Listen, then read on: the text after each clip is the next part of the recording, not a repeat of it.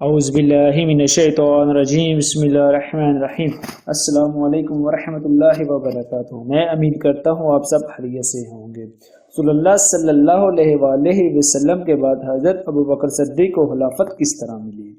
صلی اللہ علیہ وآلہ وسلم کی حیات طیبہ کے دوران مسلمانوں کے تمام عوام محسوس انداز سے چل رہے تھے۔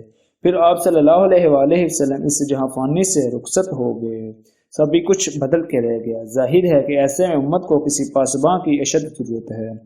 بیرونی دشمن، اندرونی بدخواہ، منافق اور موقع پرستوں کو کسی سازش کا موقع نہ مل سکے۔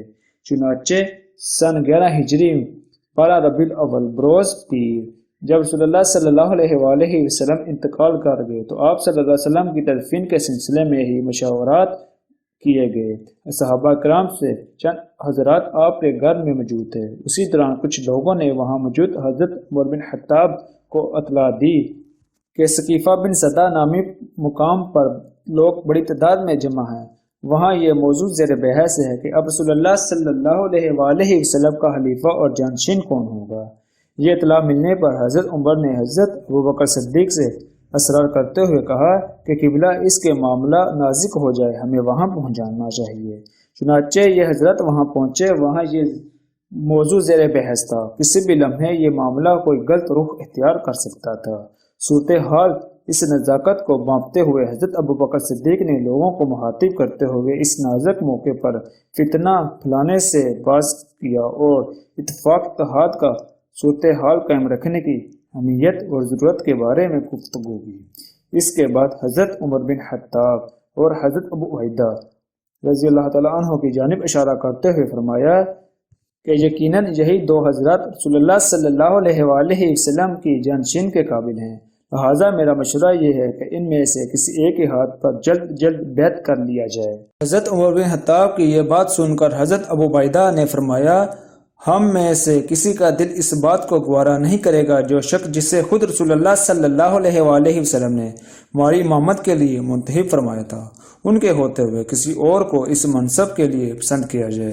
حضرت ابو عبیدہ رضی اللہ تعالیٰ عنہ کی یہ بات سننے کے بعد حضرت عمر نے حضرت ابو بکر صدیق کی طرف متوجہ ہوتے ہوئے اصرار کیا، ابو بکر اپنا ہاتھ بڑھائیے، جس پر حضرت ابو بکر نے ان کی جانب اپنا ہاتھ بڑھایا اور تب فوری حضرت عمر نے ان کے ہاتھ لوگوں کو مخاطب کرتے ہوئے کہا، بلند آواز میں یہ لفظ کہے، لوگوں میں ابو بکر کے ہاتھ پر بیعت کر رہا ہوں، تم سب بھی انہی کے ہاتھ پر بیعت کر لو، یہی رسول اللہ صلی اللہ علیہ وآلہ وسلم کے جانشین ہے۔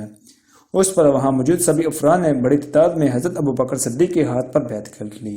صحابہ کرام میں سے چند افراد اس وقت وہاں موجود نہیں تھے جنہوں نے بعد میں مسجد نبوی میں بیعت کی۔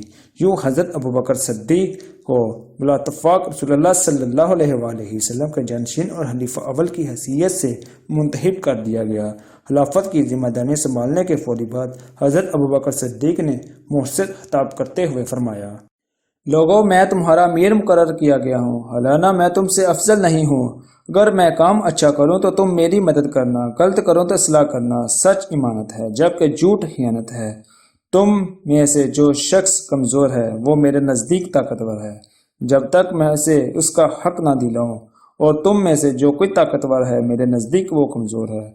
دعویٰ قتیلہ میں اس سے حقدار کا حق وصول نہ کر لوں۔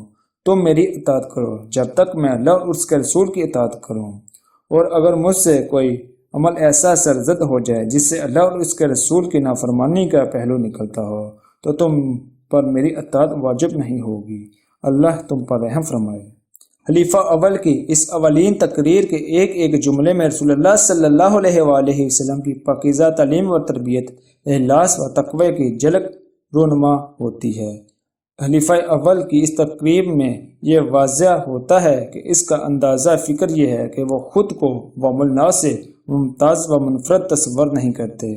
ان کا انداز حکومت یہ ہوگا کہ سچ کی نشرات اشاعت اور جھوٹ کا راستہ روکنے کی ہر ممکن کوشش کی جائے، اور یہ کہ ہر قیمت پر انصاف کا بول بالا کیا جائے، جبکہ ظلم و ناانصافی کا مکمل ساتھ کیا جائے، اور جب تک وہ خود اللہ عز و جل کی اطاعت و فرمانبرداری کے راستے پر گامزن رہیں گے، عوام الناس پر ان کی اطاعت و فرمانبرداری کا محض اسی وقت تک ضروری و لازمی ہوگا۔